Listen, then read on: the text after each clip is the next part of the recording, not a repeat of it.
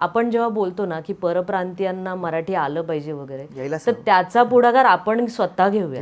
नाहीतर आपण म्हणतोय परप्रांतीयांना मराठी यायला पाहिजे पण आपल्यालाच येत नाही, हा, आपल्यालाच तर मारामार तसं आहे. नको व्हायला. आत्ता जरी आम्ही महाराष्ट्रापुरतं सीमित असलो तरी आमची मागणी आहे ना, भारतापेक्षा महाराष्ट्रापेक्षा US आणि कॅनडामधून जास्त आमचे ॲप्स डाउनलोड झालेले आहेत. जी मराठी लोक तिकडे स्थायिक झाले. एक्झॅक्टली.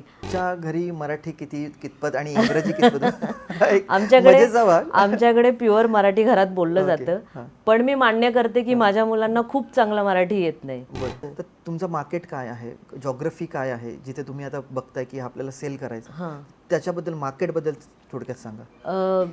टॅम म्हणायचं गेलं तर जवळजवळ 4 करोड मुलं दरवर्षी एका वर्गात असतात. People are very reluctant. Paper card नाही, ते डिजिटलला त्यांना ते चेंजच व्हायचं नाही, हे नाही कारण आहेत.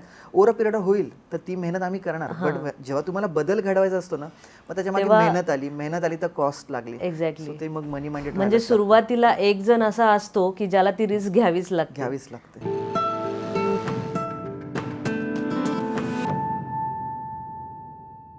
नमस्कार, मी संकेत नाईक. स्वागत आहे तुमचं माझा मराठी उद्योजकच्या आणखीन एका या नवीन पॉडकास्टमध्ये. एक मराठी उद्योजिका जिला असं वाटलं की अरे मराठी आपली कुठेतरी मागे पडते, कारण शाळेतही मराठी ही ऑप्शनल लँग्वेज आहे. आत्ता महाराष्ट्र गव्हर्नमेंटने त्याला प्रायमरी किंवा मॅन्डेटरी केलं, पण मग त्या उद्योजकांनी घरी न बसता किंवा हातावर हात ठेवून न बसता एक नवीन संकल्प केला, एक व्यवसाय उभा केला. गाभा हा त्यांचा एक ऑनलाईन ॲप्लिकेशन किंवा मोबाईल ॲप्लिकेशन आहे. त्या गाभा ह्या व्यवसायाची आपण स्टोरी आणि हा ॲप्लिकेशन एकंदरीत कसा आहे आणि तो आपल्या येणाऱ्या पिढीला, मुलांना मराठी कसं शिकवेल याची एक स्टोरी आज आजच्या आपल्या पॉडकास्टमध्ये ऐकूया आपल्या आजच्या गेस्टना, वैशाली गावडे, को फाउंडर CEO गाभा.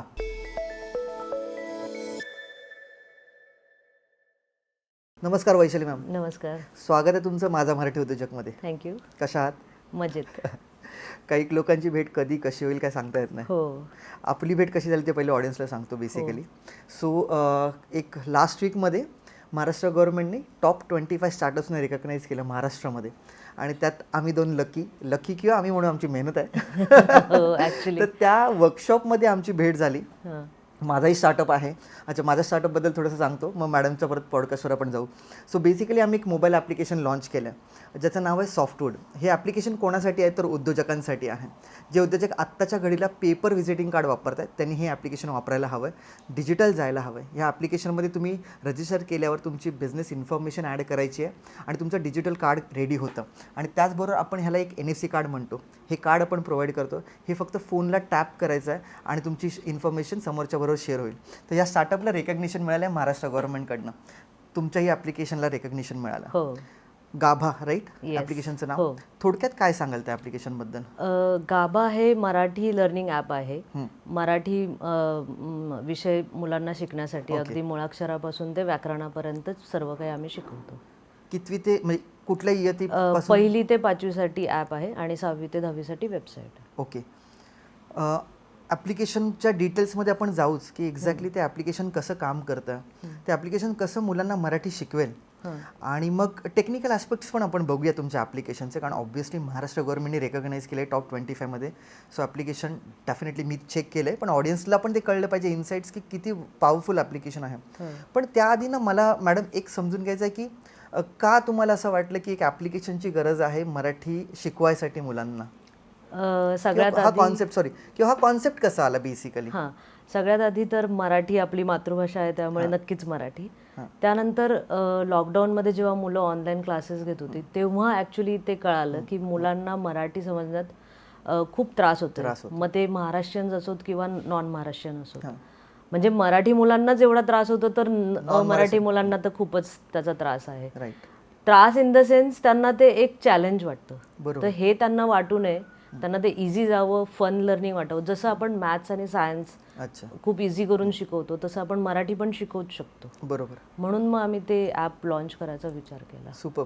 आणि मला वाटतं की काही दशकांपासून ना मॅथमॅटिक्स किंवा सायन्सवर ॲप्लिकेशन आलेत आणि त्याच्यावर फोकस गेला, पण भाषेवर म्हणजे कुठलीही भाषा असेल मला वाटतं त्याच्यावर फार असं कुठे फोकस नाही. छोट्या छोट्या गोष्टींवर असं बेसिक्स ॲप आहेत, मान्य आहेत, सगळ्याच लँग्वेजेसवर आहेत.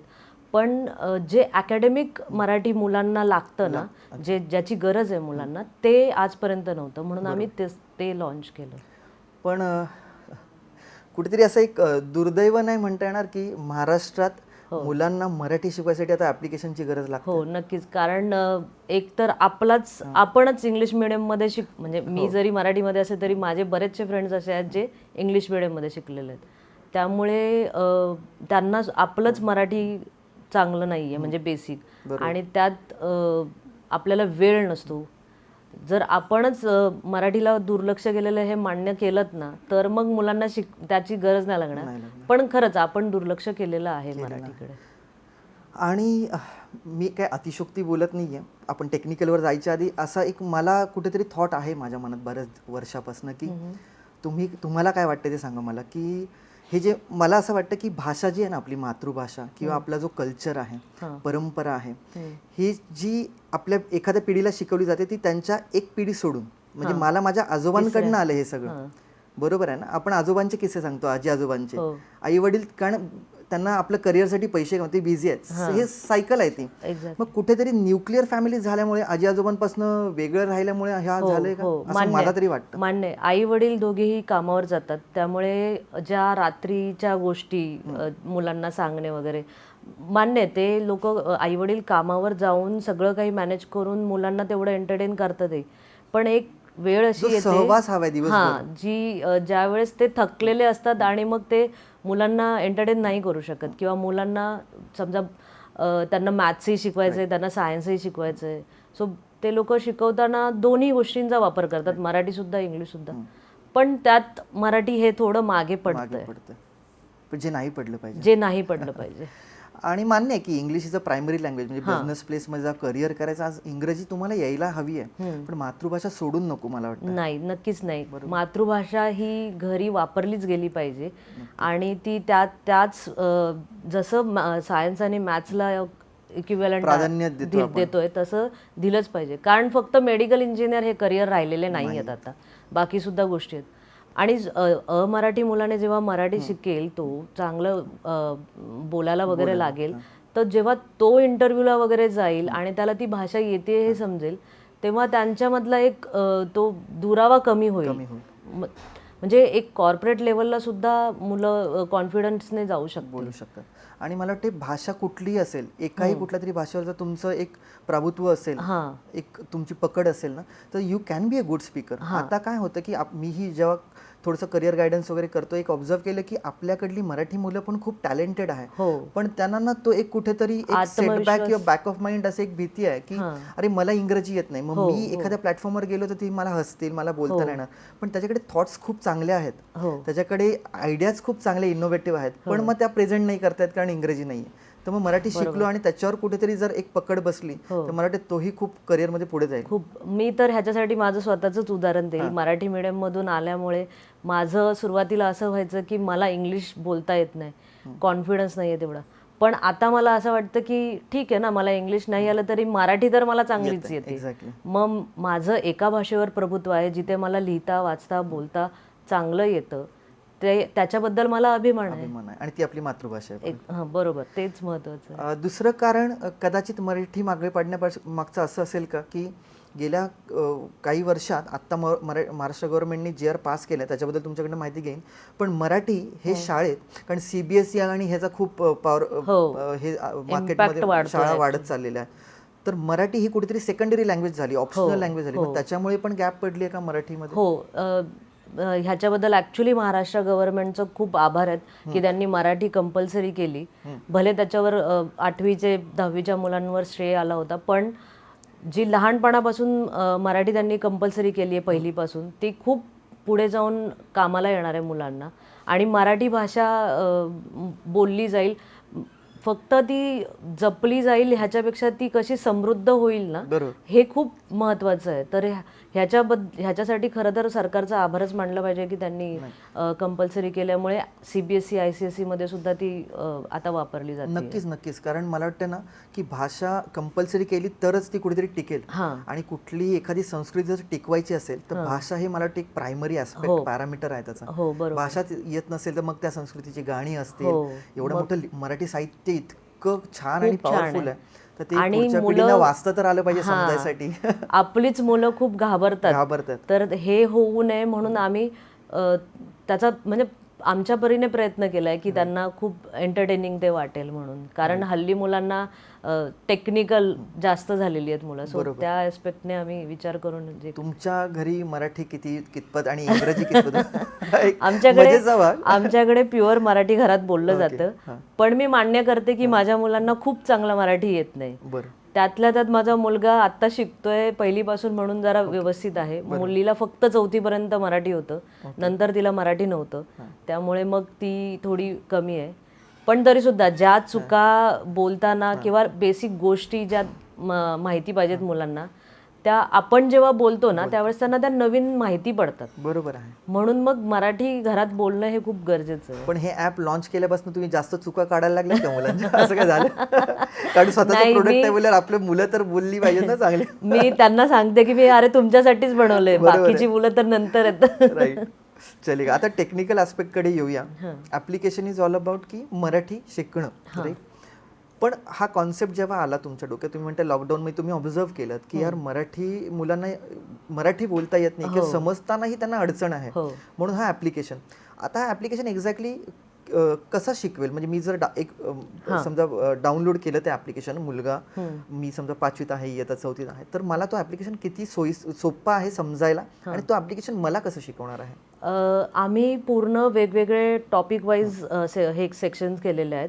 म्हणजे मुळाक्षर वेगळी, पक्षी प्राणी वेगळं, फळं फुलं भाज्या, त्यानंतर व्याकरणाचं वेगळं सेक्शन. मग त्यामध्ये तुम्हाला एखादा पक्षी हवा असेल तर कोंबडा मीन्स कॉक असं ऑडिओ, आणि त्याचे ॲनिमेशन सुद्धा त्या ॲपमध्ये आहे.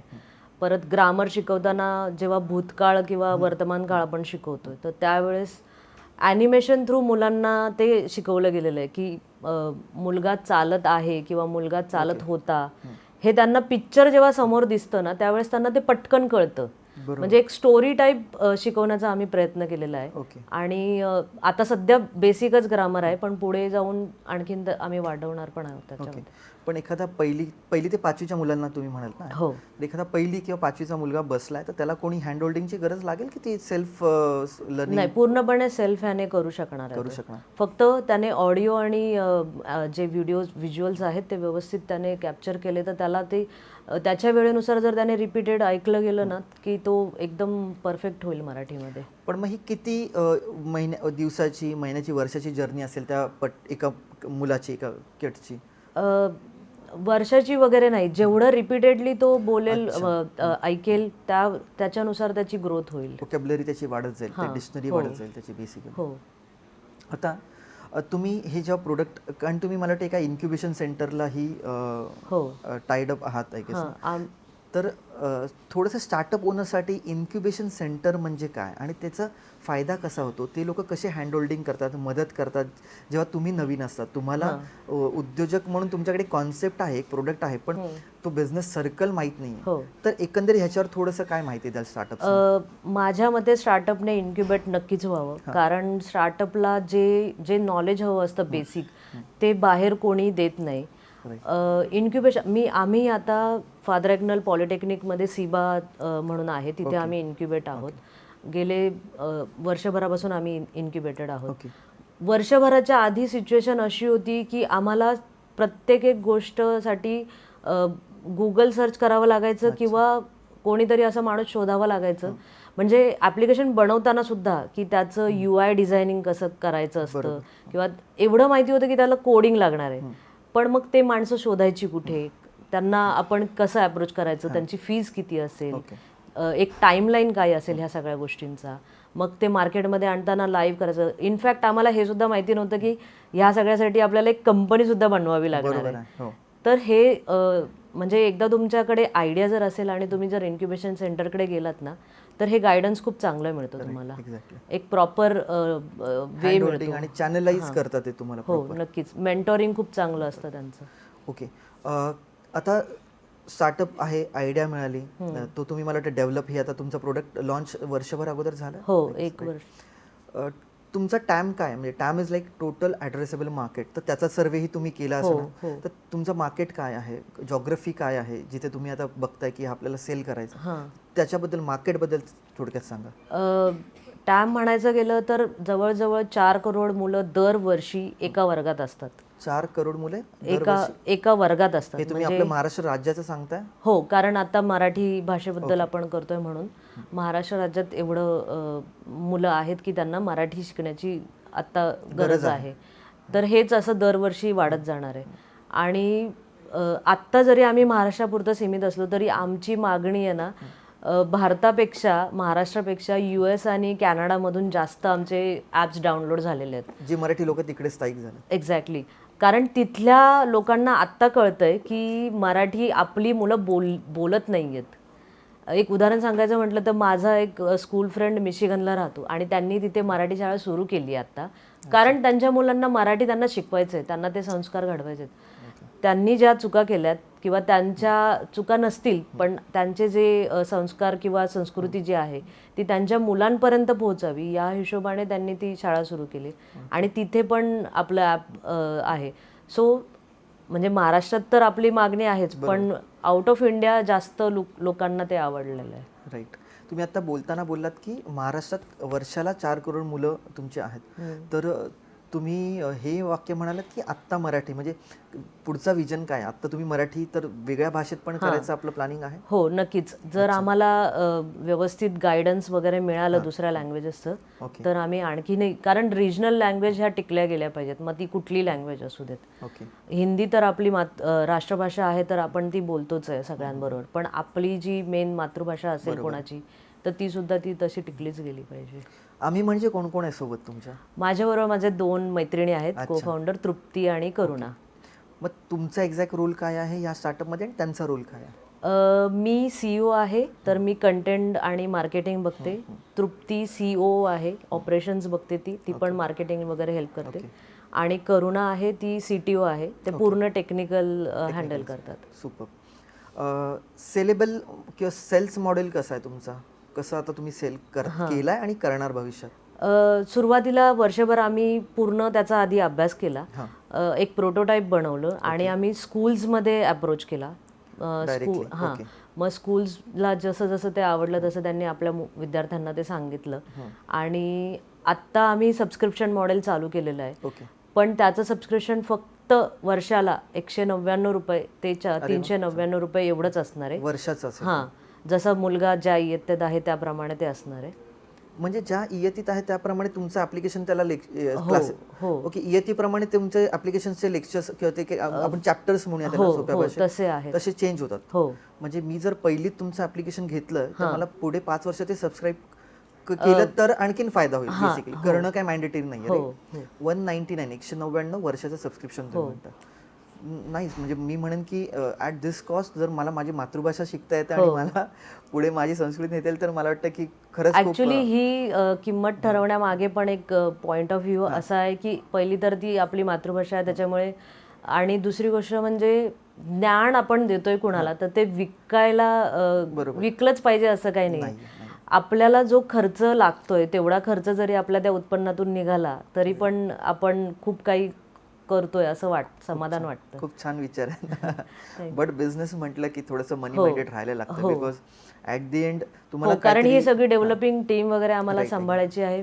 तर त्या आणि काहीतरी बदल जर सोसायटीत घडवायचा असेल ना, जसं आम्ही घडवतोय, people are very reluctant. Paper card नाही, ते डिजिटलला त्यांना ते चेंजेस व्हायचा नाही, हे नाही कारण ओव्हर अ पिरियड होईल तर ती मेहनत आम्ही करणार. बट जेव्हा तुम्हाला बदल घडवायचा असतो ना, मग त्याच्यामध्ये मेहनत आली तर कॉस्ट लागली. एक्झॅक्टली. ते मग मनी माइंडेड. म्हणजे सुरुवातीला एक जण असा असतो की ज्याला ती रिस्क घ्यावीच लागते. जसं बिग बास्केटने आपली स्वतःची रिस्क घेतली आणि त्याच्यानंतर मग बाकीचे सगळे आले किंवा ओला आहे.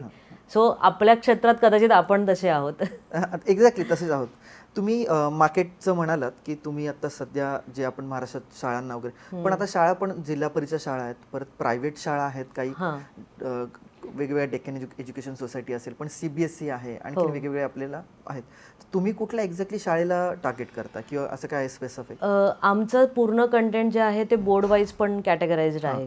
CBSE, ICSE, SB, IB. शब्द रिकलेक्ट होता.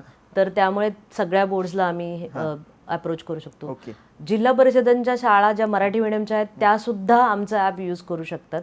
कारण आम्ही इंग्लिश लँग्वेज ही बेस लँग्वेज म्हणून शिकवतो. जसं काकडी मीन्स कुकुंबर. ओके. तर ह्याच्याने काय होतं की ज्यांना मराठी शिकायचं आहे ते मराठी शिकतात आहे आणि ज्यांना इंग्लिश शिकायचं आहे ते इंग्लिश शिकतात आहे. आणि असे आम्ही प्रत्येक गोष्टीत आम्ही इंग्लिश आणि मराठी असं हे केलेलं आहे. म्हणजे ह्याचा उद्देश असा आहे की तुम्हाला असं नाही व्हायला पाहिजे की मी काकडी नुसती बोलली आहे तर ते अमराठी मुलांना कळणार नाही की काकडी काय, मला ती व्हिज्युअलाइज पण झाली पाहिजे आणि मला त्याचं जे मी रोजच्या जीवनात वापरतो ते पण मला कळलं पाहिजे. म्हणून मग ते काकडी मीन्स कुकुंबर असा कन्सेप्ट आम्ही हे केला. आलं लक्षात. तुम्ही आता हे जे शाळांना तुम्ही अप्रोच करता राईट, मग पण तुमचं जे काय मी म्हणेन की डायरेक्ट ऑडियन्स आहे तो पालक आहे त्या मुलाचा. मग तुम्ही डायरेक्ट D2C आपण ज्याला म्हणतो आम्ही एक अप्रोच नाही ठेवलाय, आम्ही B2C सुद्धा ठेवलाय आणि B2B सुद्धा ठेवलाय. कारण आम्ही स्कूल्सला पण अप्रोच करतोय आणि जसं होईल तसं आम्ही सोशल मीडिया मार्केटिंग वगैरे करून B2C ला पण टार्गेट करतोय. मार्केटिंगवर थोडंसं येऊया. टार्गेट ऑडियन्स कळला मला, ऑडियन्सलाही कळलं असेल. थोडंसं मार्केटिंग कसं करते हेही टिप्स त्यांना मिळू दे. कारण तुमचा जो क्लायंट कन्झ्युम करणार आहे प्रोडक्ट ती मुलं आहेत लहान. तो ऑब्व्हियसली ते परचेस नाही करणार पण तो कन्झ्युम करणार आहे प्रोडक्ट. आपण बोलूया सोप्या भाषेत. प्रोडक्ट परचेस कोण करणार आहे तर त्यांचे पालक. तर वेगळे दोन हे आहेत. तर कसं काय रीच करणार तुम्ही, काय तुमच्या मार्केटिंग स्ट्रॅटेजीज काय आहेत?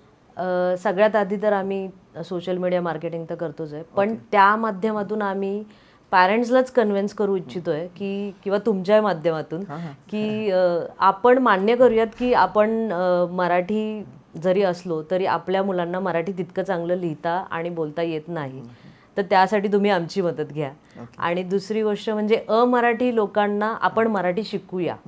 आपण जेव्हा बोलतो ना की परप्रांतीयांना मराठी आलं पाहिजे वगैरे, तर त्याचा पुढाकार आपण स्वतः घेऊया आणि ही आपल्यापासून सुरुवात केली ना तर मग सुधारणा तर लगेचच होते कुठल्याही गोष्टी. नाहीतर आपण म्हणतोय परप्रांतीयांना मराठी यायला पाहिजे पण आपल्यालाच येत नाही. तर तसं नको व्हायला. राईट. सो गाभा हे नाव खूप छान आहे. तर हेच का किंवा का याच्यातलं काय काय स्टोरी आहे याच्यामध्ये पण? कारण आपण मराठी जे शिकवतोय तर ते अगदी मुळापासून शिकवतोय. बरोबर. म्हणून मग ते गाभा मराठी विषयाचा. अच्छा अच्छा. म्हणजे की तुम्ही मराठी विषयाचा अगदी गाभाऱ्यातून तुम्ही सगळं काही शिकत आहात. जसं देवाच्या गाभाऱ्यात जाऊन आपण नमस्कार केला की जे समाधान मिळतं तसंच तुम्हाला इथेही मिळणार आहे. छान.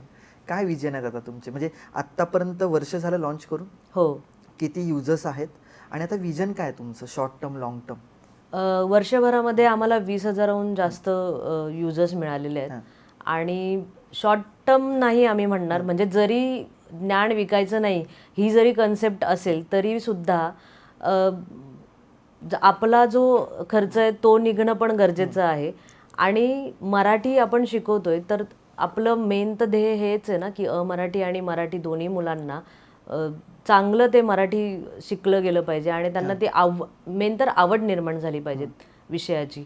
म्हणून मग आम्ही दोन्ही म्हणजे B2B आणि B2C दोन्ही टार्गेट करून मार्केटिंग करत आहोत. ओके. तुम्ही ह्या आधी म्हणजे आता 2 वर्ष जुना स्टार्टअप आहे तुमचा किंवा कॉन्सेप्ट 2-3 वर्षापासून, ह्याच्या आधी काय करत होतात? मी थोडीशी personal life. Me MSc in analytical chemistry केलेलं आणि मी फार्मामध्ये काम केले काही वर्ष. त्याच्यानंतर थोडे वर्ष गॅप घेतला. त्याच्यानंतर पुन्हा मी थोडे दिवस ट्युशन्स वगैरे घेतले मुलांचे आणि मग लॉकडाऊनमध्ये हा कन्सेप्ट आल्यानंतर आता फुल फ्लेज ह्याच्यामध्येच काम करताय. काय वाटतं जॉबमध्ये आणि आता तुम्ही एक उद्योजिका आहात? उद्योजक होण्यात खूपच समाधान आहे. म्हणजे जॉबमध्ये तुम्हाला जेवढं सांगितलं जातं त्याच्या पलीकडे तुम्ही करू सुद्धा शकत नाहीत. पण जेव्हा तुम्ही उद्योजक होतात आणि तुमचं स्वप्न पूर्ण करताना त्यावेळेस ते खूप म्हणजे असं खूपच छान वाटतं स्वतःला की आपल्याला जे हवंय जसं हवंय तसं आपण पिक्चर उभारतोय, जे आपण स्वप्न पाहिलंय तसं आपण अंमलात आणतोय, तर ते खूप भारी फिलिंग बोलतात त्याला. आणि मी म्हणेन की आता उद्योजक म्हणून की आपलं स्वप्न तर आहेच पण आपण समाजातही बदल घडवतो. हो नक्कीच. रोजगार करतोय, निर्माण करतोय किंवा एक वेगळा काहीतरी बदल घेऊन येतोय लोकांच्या चांगल्यासाठी, समाजाच्या चांगल्यासाठी, तर तो एक वेगळा समाधान तर मिळतोच पुन्हा. हो नक्कीच. एक महिला उद्योजिका म्हणून काय वाटतं तारेवरची कसरत? कारण जॉब म्हटलं की एक ठराविक वेळ आहे, तिथून घरी आलं की बाबा वेळ देता येतो, पण उद्योजक किंवा उद्योजिका there are no time limits. 24/7 तुम्हाला आहेच, व्यवसायातच आहे. इथून किंवा मग ऑफिसमध्ये बसला तर प्रॅक्टिकली फिजिकली तुम्हाला काम करणं आहे, तर तो बॅलन्स कसा नक्कीच होतो? तारेवरची कसरत होतेच, कारण घर सांभाळून, मुलांचं सगळं सांभाळून आपलं पण करणं. पण आहे ना, जी गोष्ट आपल्याला आवडते ती आपण जेव्हा करतो ना, त्यावेळेस हे सगळी कसरत आहे ना, आपण त्याचा विचारच नाही करत. आपल्याला ते आवडतं म्हणून ते आपोआप केलं जातं. जसं आता माझ्या मुलाची काल आयओची एक्झाम होती, ओके. तर त्याला वेळ देऊन आजच्या इंटरव्ह्यूचं वगैरे सगळं, इंटरव्ह्यू म्हणा किंवा दुसरी जी कामं आहेत ह्याची चर्चा किंवा जी दुसरी कामं आहेत तेच, त्याचं सगळ्याचं सुद्धा प्लॅनिंग व्यवस्थित होऊन जातं. जी गोष्ट आपल्याला आवडते ना, ती गोष्ट केली की एक समाधानच मिळतं ऍक्च्युली. डेफिनेटली. एक महिला उद्योजिका म्हणून आता थोडंसं आपण एंडिंग नोटवर येऊया. महिला उद्योजिका म्हणून तुम्ही काय मेसेज द्याल आपल्या महिलांना, आणि एक उद्योजिका म्हणून, उद्योजक म्हणून काय मेसेज द्याल यूथला की जेणेकरून त्यांनी व्यवसायात यावं? महिलांना तर असं सांगेल की तुमच्या कम्फर्ट झोनमधून बाहेर पडा. ऍक्च्युली तुमच्याकडे खूप आयडियाज आहेत, पण तुम्ही कम्फर्ट झोन सोडलात ना की त्याचं बरोबर आपण विचार करतो की हे असं होईल का, ते तसं होईल का, ते नक्कीच होईल. फक्त तुम्ही एक पाऊल पुढे टाका आणि त्या माणसांपर्यंत पोहोचा की जे तुमचं स्वप्न पूर्ण करतील. आणि उद्योजक म्हणून म्हणायचं तर जी आपली पिढी आहे ना, त्यांनी नक्कीच ह्या क्षेत्रात येणं गरजेचं आहे.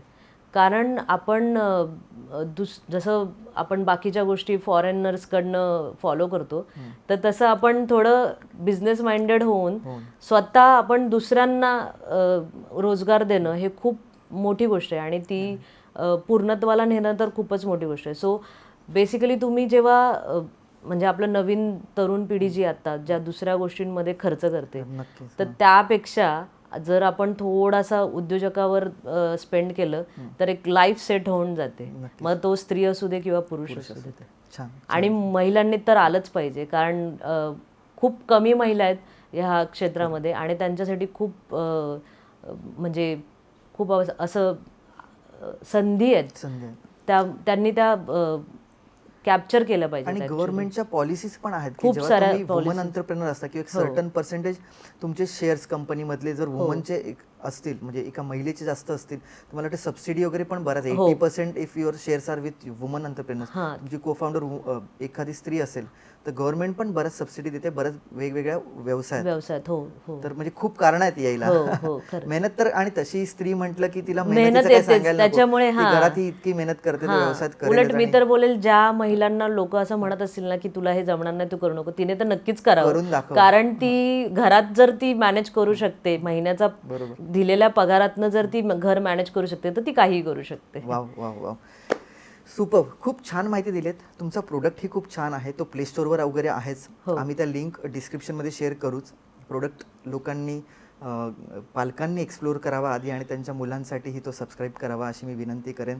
आणि हा पॉडकास्ट नवरात्रीच्या ह्या चांगल्या मुहूर्तावर लाईव्ह होतोय तुमचा. सो आणि योगायोगाने असं झालं की एक महिला उद्योजिका आम्हाला पॉडकास्टमध्ये या, आणि आम्हाला तोच आमचा एक प्रयत्न होता की नवरात्रीत हा पॉडकास्ट जातोय तर आम्हाला एक महिला उद्योजिका हवी आहे. आणि मॅडमनी खूप चांगलं सांगितलं की एक स्त्री आहे ना, ही कुठलाही व्यवसाय सोपा आहे तिच्यासाठी, तिची मेहनत करायची जिद्द हवी, आणि ना ती दुसऱ्यांना दाखवायची, प्रूफ करायची एक जिद्द हवी. तर एक नारी शक्ती, भारी शक्ती हा एक आपण नवरात्रात तुम्ही आता संकल्प करा, मी म्हणेन की मी उद्योजिका बनणार आणि नवरात्र संपायची वाट बघू नका, गरबा दांडिया हे होत राहील. कॉन्सेप्ट असेल तर मॅडमनी जसं सुरुवातीला सांगितलं की आपल्याकडे आयडियाज असतात, आपल्याकडे जिद्द असते, पण आपल्याला माहित नाही की कुठे जायचं आहे, कशी सुरुवात करायची. त्यामुळे इन्क्युबेशन सेंटर्स असतात, त्यांना तुम्ही अप्रोच करा. बरं, तेही माहित नाही तर आमच्यासारखे छोटे मोठे उद्योजक आहेत जे आम्ही तुम्हाला मदत करू. मी काल ही एका जरा नवीन एंटरप्रेनर, एक महिलाच होती, त्यांच्याबरोबर डिस्कशनमध्ये बसलो होतो. त्यांनाही मार्केटिंग कशी करायची किंवा कसा सेल केला गेला पाहिजे प्रोडक्ट, USP कसे आयडेंटिफाय करायचे आपल्या प्रोडक्टमधले आणि ते कसे सेल करायचे. नवरात्री आली आहे तर त्याच्या अराउंड कशा मार्केटिंग कॅम्पेन्स किंवा स्ट्रॅटेजीज बनवायच्या, त्याच्यावर थोडंसं आमचं 2-3 तास डिस्कशन चालू होतं. तुम्ही मलाही भेटू शकता, कॉल करा, मी गाईड करेन, आणि मग पुढचा फेज तुमचा कदाचित इन्क्युबेशन सेंटर असू शकतं. राईट? सुपर. मस्त पॉडकास्ट झाला, खूप छान माहिती दिली. तुमचं खरंच खूप खूप धन्यवाद वेळ आणि माहिती दिल्याबद्दल. थँक्यू. ह्या पॉडकास्टला तुम्ही नक्कीच पूर्ण बघितलं आहे, मला ऐकताय म्हणजे. पहिली गोष्ट तर डिजिट्रिकस या चॅनलला सबस्क्राईब करा. दुसरी गोष्ट, हा पॉडकास्ट लाईक करा. आणि हा पॉडकास्ट तुम्हाला खरंच खूप आवडला असेल ह्याची मला खात्री आहे. तर हा जास्तीत जास्त शेअर करा, जेणेकरून हा पॉडकास्ट माझा मराठी उद्योजक आणि आमची एक महिला उद्योजिका आणि त्यांचा प्रोडक्ट गाबा हा महाराष्ट्रात पोहोचेल आणि महाराष्ट्राची भाषा येणाऱ्या पिढीची सुधरेल आणि महाराष्ट्राची संस्कृती ही आपली टिकून राहील. पुन्हा एकदा नवीन पॉडकास्टमध्ये लवकरच भेट घेऊ. तोपर्यंत तुमचा निरोप घेतो. Signing off, Sanket Naik, CEO, Digitricks Tech Solutions Private limited.